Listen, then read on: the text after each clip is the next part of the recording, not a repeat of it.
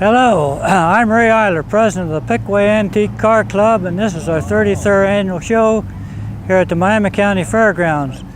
We have 150 plus cars here today. It's a beautiful day and a beautiful show, and we're glad to see all you people come out here today. This is my 1963 Studebaker GT Hawk, which is all original with 105,000 plus miles on it. This is all original, it's never been restored. And how long have you had it? About 30 years. So this is standard. Standard shift. This is about, were they making them in Canada at this time, or was it? No, this was still a South Bend car. Okay, and it was, isn't it almost like the last year? I think they made to what, 66 and then the last one? 65 and 66 were made in Canada. Okay.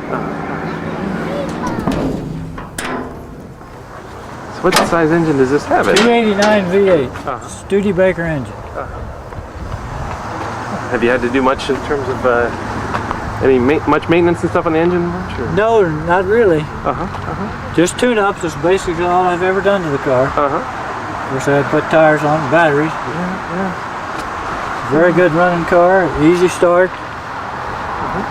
It's not the best driving car since it doesn't have power steering, or not the best parking car. It's a good driving car, I should say. Well, thanks so much for showing it to me. Thank you. Okay, I'm Bob Anderson from Troy, Ohio, and this is a 1918 Buick 6-cylinder, 7-passenger touring. It's got the little jump seats in the back. I've had it for probably 20 years plus, and got the engine running. The engine was partially disassembled when I got it, so I put the engine back together and got it run pretty good. So then I thought, well, I'll buy a set of tires, and so I put new rubber on it, and then I got to run it down the road, and I kind of got to liking it, so I decided I'd just keep it. And I've had more fun with it than all the other cars I had put together. So it's really been a lot of fun. It's a fun car. It runs good down the road, about 30-35 mile an hour, and it's pretty reliable, really, for 1918. It's got the open valves. It's got some pictures of that. The oiling instructions for the rockers are, you use the oil can under the hood. Every 150 miles you get out and oil the rocker arms. These headlights, the lenses are not original. They're an accessory that they were put out by Macbeth. They call it a Macbeth lens. And they made them in all the different sizes. But it's kind of unique. This car had them on it when I got it, so I just left them on it. They look good. I kind of like them. But the speedometer drives out underneath the front wheel through a cable, but it's driven off the front wheel rather than the transmission. That's an oil circulating gauge. It only tells you whether your oil pump's working, and the oil pump, the only thing it does is circulate oil from the oil pan up to the splash pan, where everything else is splash. There's no pressure to any bearings or anything. And this little radiator cap here is a kind of a joke. It's people come up and says, is that really a radiator cap? I said, yeah, if you want hot coffee in the morning, you run it up the hill. And I said, if it isn't hot enough first time up, you run her back again and get it again. This is all original interior. This material, this stuff here, that's all put on by the dealer. And underneath this has got the original upholstering underneath that. And this was all a dealer add-on that they covered the whole car with it. Everything in the car was covered with it. This is the original leather, and the leather was so bad in the other seats that I had to cover them with cloth, just to keep them from going to pot. And this is starting to go. It's not going to last much longer. But top's the original, and it's bad. But I hate to do anything with it. It's just I just enjoy it having it all original. It's got twin spares on it. A lot of the old cars had to have twin spares because you couldn't go very far without having a flat tire. They didn't want to change them on the road, so they just threw 2 spares on them. How hard was it to, when you're changing the wheels, I guess that those bolts take right off the wooden artillery wheels? No, it's not hard. You just slip the whole rim on, unbolt it and slip the whole rim on. But already got air pressure and they're mounted. So about how many miles have you put on this? Well, probably 500 or 600, I suppose. It's not very many. I don't like to get too far away from home. I'm a trusting soul, but not that trustworthy. Well, thanks for showing it to us. Sure.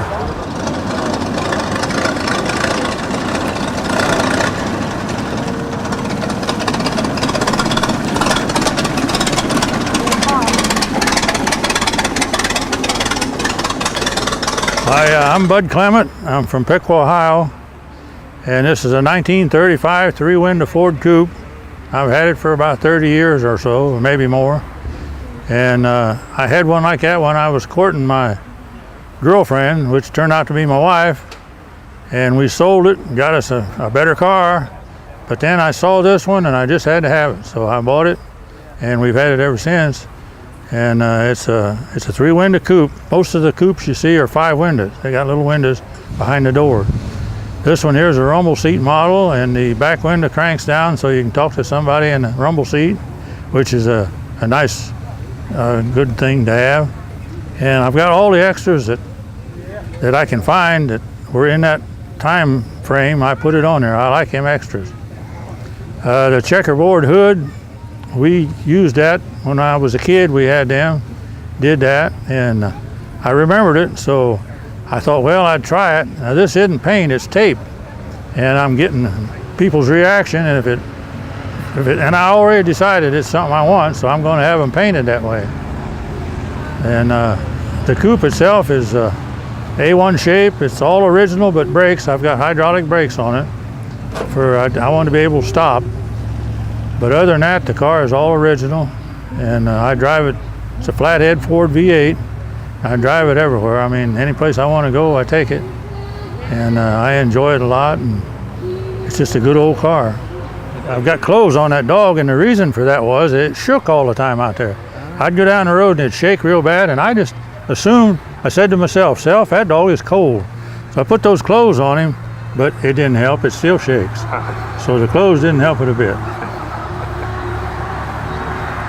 You just never know. Can you tell us again about for somebody that about the clothespins on the fuel line? I don't want to tell you. Okay. Vapor lock. They're for vapor lock. Yeah. I ain't gonna tell you that story about that's the rumble seat. Now the top of the car there, as you can see, is vinyl material. The reason for that is up until the 37, which is 2 years later, that they didn't have the dies and so forth to make a solid metal top. So that's just a cloth top, and that was the best they could do in them years, up to 37. A lot of people think that's a sunroof, which it isn't at all. It's the only way they do at that time to put the roof on it. Those aren't bifocals on the windshield. Those are defrosters for in the wintertime. Oh, wow. This car doesn't have defrosters on it, other than those, and that's an aftermarket accessory. And the fan on the steering column takes the steam off of the windows. If you have steam in there in the winter. It's a deluxe model. It's got a radio in it.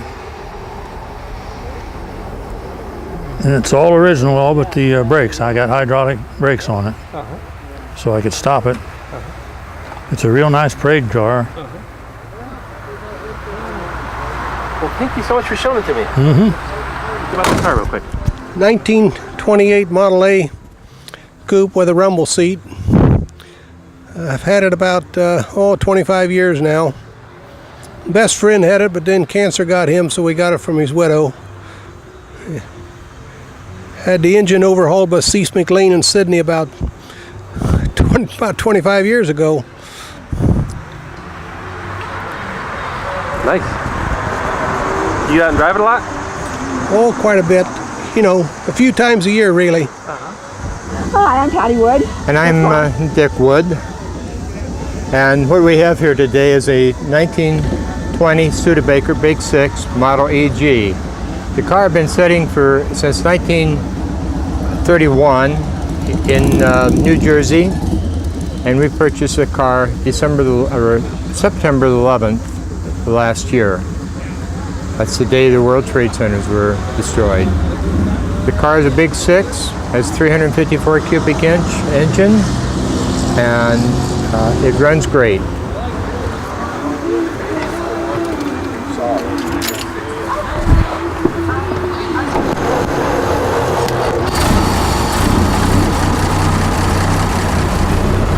When it's cold, it doesn't run too great.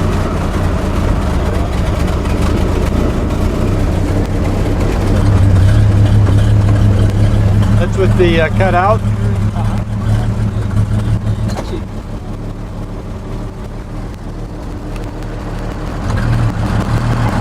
What does that do again? That is the exhaust cutout. Oh, okay. The short control here is the spark for the timing. This one here is a hand throttle. Then over on the dash, of course, I have a choke, a convenience switch, turn on and off, and then the master switch. The next lever here is for the headlights, tail lights, and all those lights. Then I have an amp gauge, oil gauge, and a speedometer, which is out of it just on a temporary basis, and a clock, 8-day clock, which does work. The automobile, the door will shut tight, or on a hot day, we have an accessory here, which was standard equipment on this car, and this door will latch and it will pull fresh air in right here where my fingers are. And it keeps it much cooler in the driver's compartment. Is that on the passenger side too, or just on It's on both sides. And this is what they call the suicide door, because they open this way instead of from the rear. And this is all original upholstery? Yes. I have the fabric put over it just to protect the leather, same as on the 18 Buick, which is sitting next to me. We both have done the same thing. On the back, two spare tires mounted, and a trunk. They have what they call jump seats. It makes it a 7-passenger automobile. And there's a seat on each side of the automobile, and they can it accommodates 7 people easily. The wheels or the tire size is 32 by 4.5 inch. A Big 6. It's Big 6.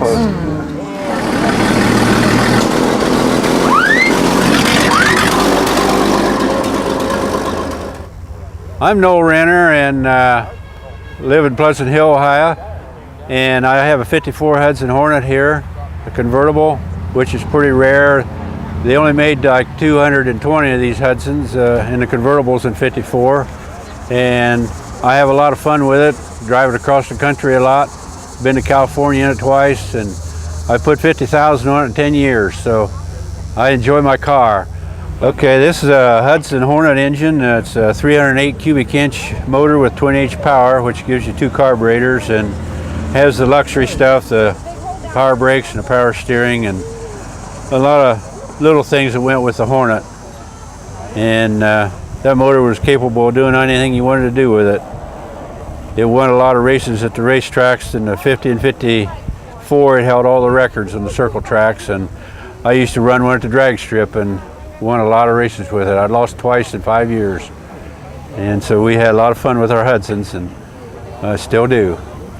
Plus I have a Salisbury back here in the back that I tow with a lot of times, and people enjoy that. I rode that thing to high school and had a lot of fun with it, and put it in the basement and forgot about it for a while, and I found out that it was worth something, so I got it out and restored it, and everybody enjoys it now, and makes it a fun thing to look at with the car. They were made in California. They weren't a popular scooter, but they were the fanciest and the fastest. A lot better than a Cushman. I had one of them, and this would run 70 mile an hour on a good day. Wow. What's it like driving this at 70? Have you driven it at 70? I haven't driven this lately at that kind of speed. But then when you were younger, did you? Yeah, we used to have to test them every once in a while, which I enjoyed, but now I wouldn't ride that fast on it. But yeah, it makes a good pair. Did you paint that to match that, or? Yeah, I had the Hudson first, and then I restored the Cushman or the Salisbury and matched the paint as good as I could. And they were usually orange, but I didn't like the orange, so I made it like I wanted it to match the car.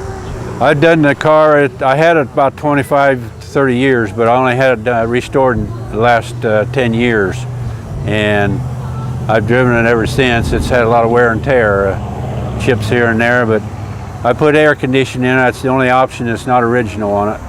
But when we go west, why we like our air. The other upholstery's still nice. It's leather interior, and I put it back original. It has a maroon top, so it's a pretty. Puts the top up too. Have any interesting? It's got the spotlight option there. Yeah, I love a spotlight. I put that on. Main thing I like about it is the mirror. You can adjust the mirror inside by just using the spotlight. And it's handy if your lights ever go out, you have to snap the spotlight on and you're okay again. Thank you so much. Thank you.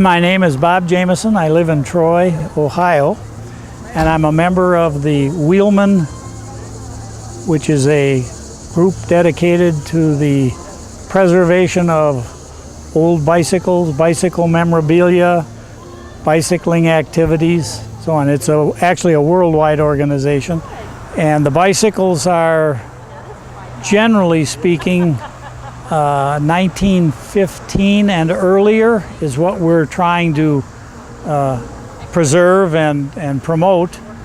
This is what they call the bone shaker, and it has, as you can see, a wooden rim or felloes with wooden spokes and a steel or iron band that's wrapped around.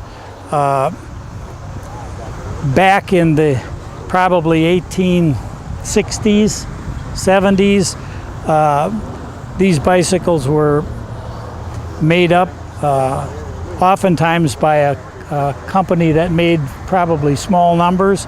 Some were made by blacksmiths who had the metal skills, as well as the people who were in the carriage industry who could build up the wheels. And they were fairly cumbersome. The term bone shaker really applied because the road conditions were almost non-existent, and the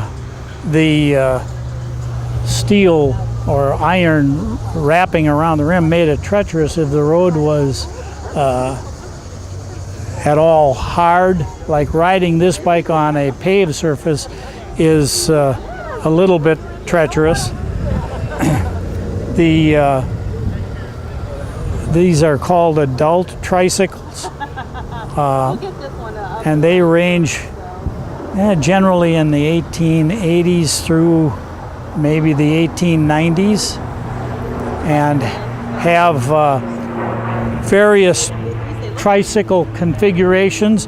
This would be like a two-track configuration, that wheel and a track, and these two steered by this rotating handle, and the operator sits on the seat, pedals the pedals.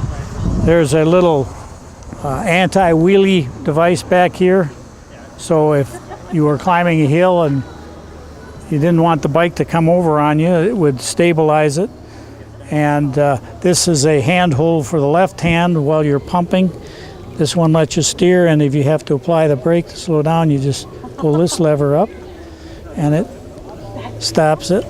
These are very rare. I think there was a certain amount of difficulty in storing these over the years, and people just wouldn't take care of them when they lost favor. And so there aren't many of these around. They're very, very desirable, and some there have a side-by-side or a companion type arrangement with side-by-side saddles and 2 sets of pedals, and some have the fore and aft tandem feature with 2 saddles. And I guess the next generation would be this type of a machine, which was very common from the late 1870s into the about 1890, and they started to fall out of favor. But this is called an ordinary or a high wheeler. In England and Australia, they call them penny farthings for the different diameters of the wheels. This bike is an 1882 Columbia. It was made by Pope in Boston, and it's been restored, obviously.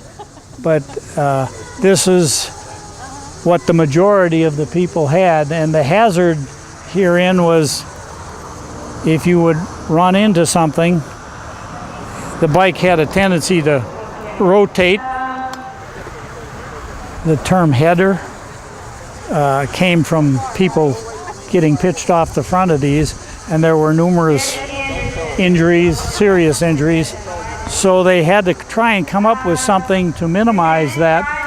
And what they did was try to get the center of gravity back, rake the forks a little bit forward, get the rider weight back, so he wasn't as inclined if he had to hit a bump or had to stop quickly to get pitched over the front.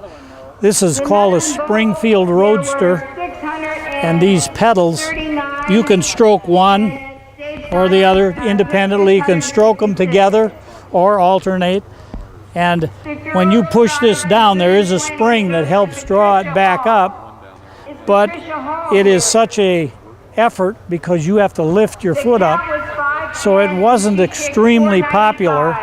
Works fine, but for anybody who is serious about going a long distance, it was more tiring. And this little bike is called a Facile, and it's an English high wheel safety, and its mechanism is levers, but with the ratios.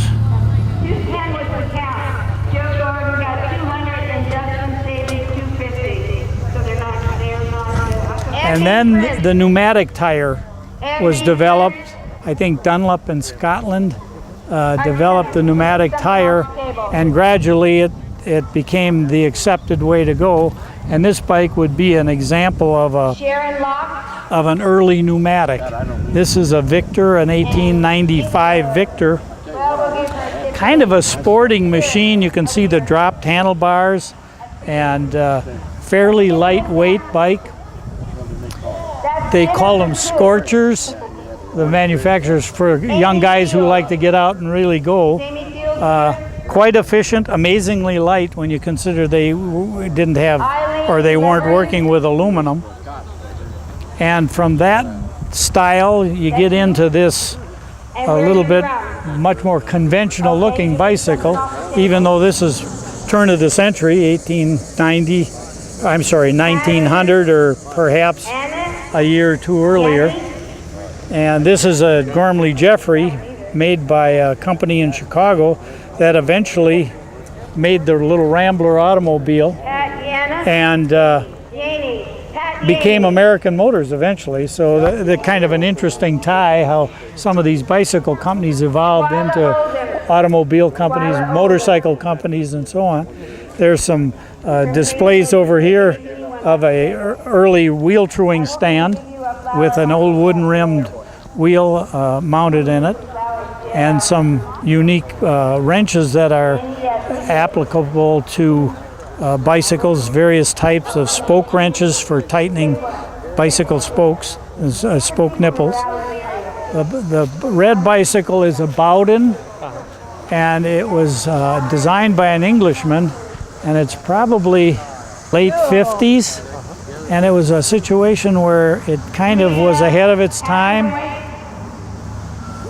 and they had 2 or 3 variations of this. That's a molded fiberglass body. This is all fiberglass.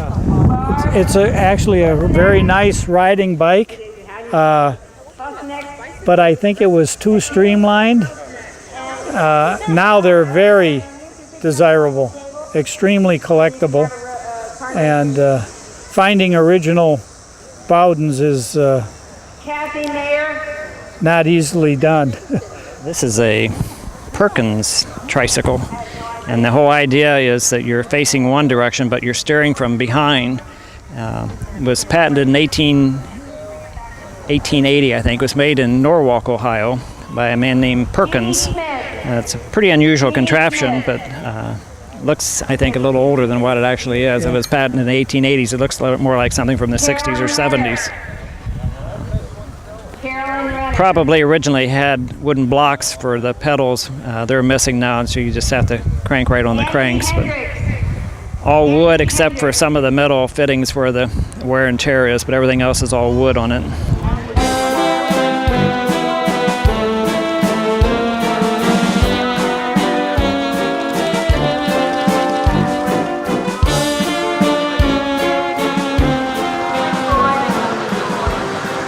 It has a cycle alarm. I call it my cell phone.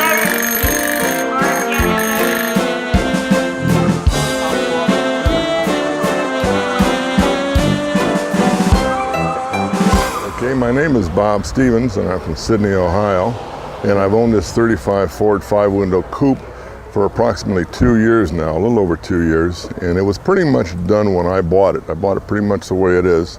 I've done some serious detailing on it.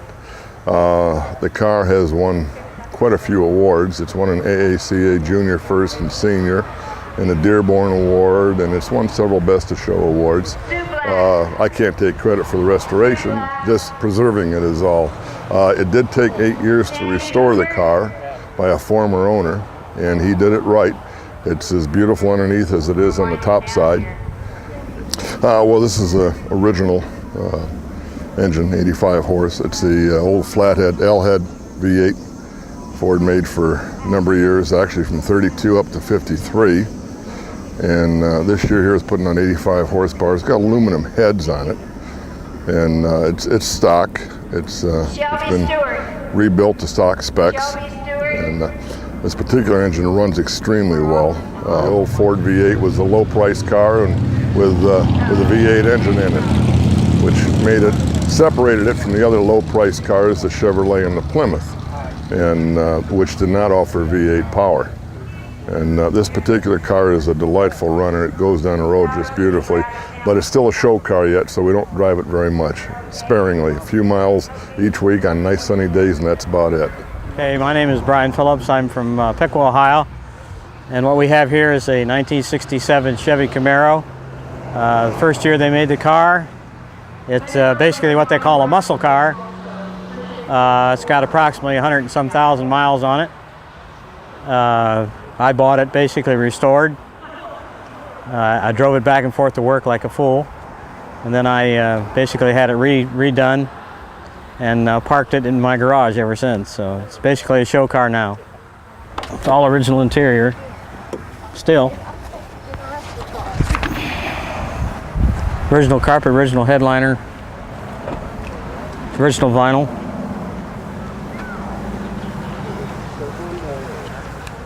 The engine is what we call a 327 cubic inches, or 210 horsepower.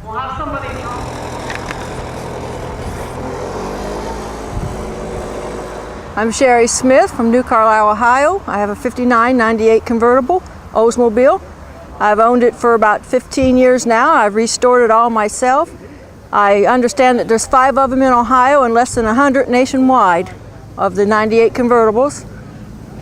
What all did you have to do to restore it? Well, it was completely wrecked in the back. I've had to have a new quarter panel welded into it. Other than that, I sanded it down and had it repainted and polished it up.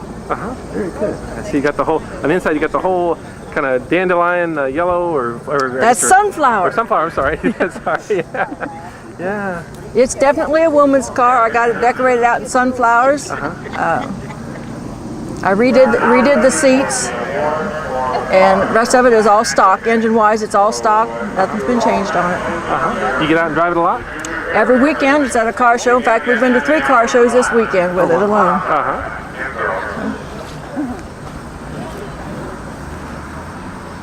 Oh, Lordy, I'm ready to go home too.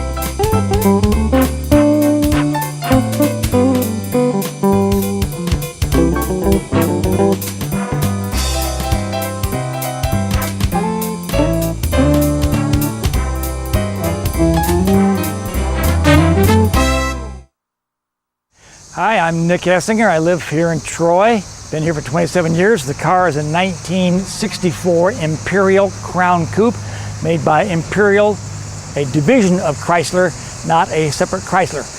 The car was purchased 2 years ago from the museum in San Diego from the original owner. Been there for 20 years. The car is basically original. It will be going to the Auburn Weekend Festival for Labor Day next week. It was one of 50 Chrysler products invited for the show. Uniquely, the car was designed by a gentleman by the name of Elwood P. Engel. He had been one of the 7 stylists for Ford on the Lincoln Continental section for the 60s. He was wooed over to Chrysler, and when the car designs came out that he was engineering, the 64 Imperial was often referred to as the, oh, you bought a Chrysler Continental. So it's just one of those things that it has a lot of Lincoln influence, but then again, that's the car. It's all power, automatic, has autopilot, air conditioning, and it works. All leather interior, the power seats recline, 6-way power windows,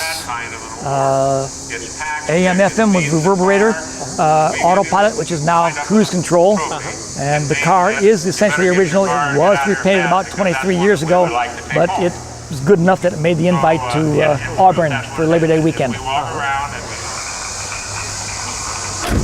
you better get out fast, Rebecca, because I'd like to have that car. I'm Scott Dorsey out of Sydney, Ohio. This is a 1930 Model A Roadster pickup that is was built in 6 months by a group of high school students and myself. The truck was then driven 4,000 miles across the United States. It's been modified slightly with period high performance parts, dual carburetors, high compression head, a vintage Mallory distributor. The truck will run down the interstate 55, 60 mile an hour with no problem, and top end's about 74 miles an hour. How many horsepower is it? It's calculated out at 80 horse. We haven't dynoed it, but the experts that had seen the truck or seen the way we did it said that it should be roughly 80 horse. Originally it's 40. We drove it all the way from Atlanta, Georgia to Pasadena, California in 12 days. We now just get it out and make sure it'll still run. My name is Carl Schneider. I'm the mechanic and driver of this 1917 Defiance truck. The owner is Bruce Dieters out of Clayton, Ohio. We bought it in the fall of '96. We've been working on it ever since. Got a little bit more to go on it. Once we get everything put together, we'll put a final paint on it, and she'll be ready to go for shows all over. We started with a rusty frame and a wooden cab that was about to fall off of it, and everything's been rebuilt. What couldn't be rebuilt was made new.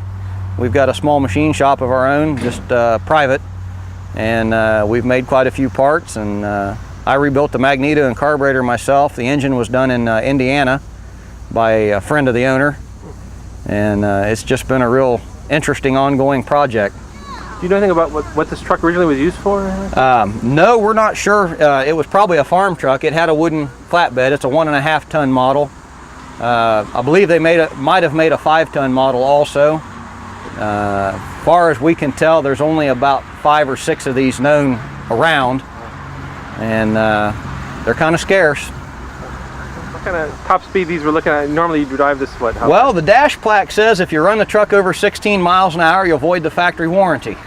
It's a 3-speed, I'm going to call it a semi-synchronized gearbox. If you know what you're doing, you can slip through them. It's got reverse, and I'm pretty confident it'll run over 25 miles an hour. It's a 4-cylinder Continental engine. I think it's about 34 or 36 horsepower. But, it's pretty peppy. Yeah.